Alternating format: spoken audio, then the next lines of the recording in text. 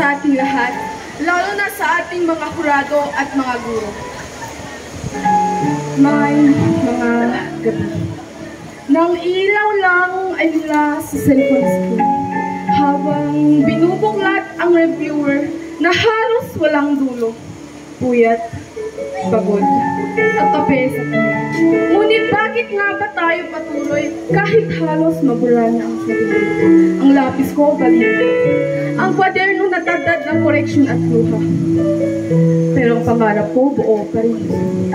Isang diplomang para sa nanay na araw-araw naninikluhod sa langit.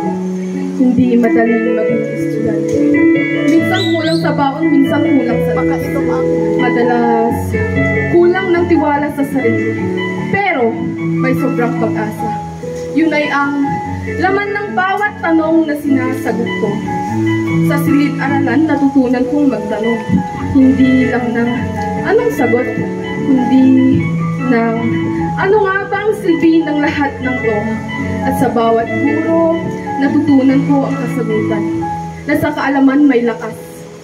At sa pag-aaral, may daan patungo sa kinabukasang matagal ko nang gustong yakapin.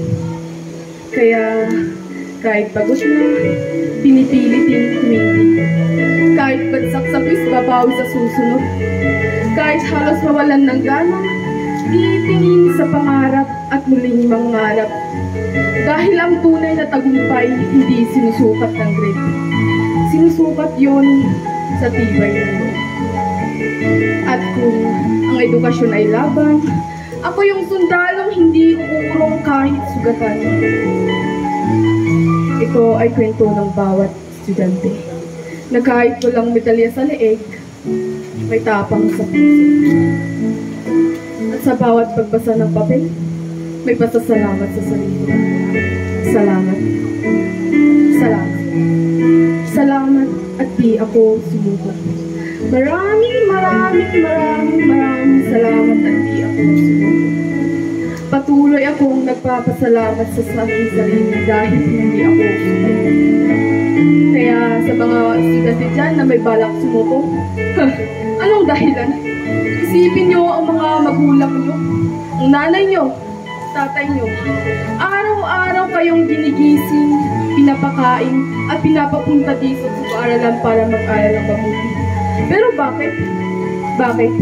Sabi nga ng iba, Mama, masatutak. Tower 1 to maniskip, Tower 1 to swila. Na po, Duterte Y75 ng grade na po, President. Ganun? Ganun ba? Ako si Binibining Crislin, nakatayo sa inyong harapan, nagpapasalamat at nagpapasalamat.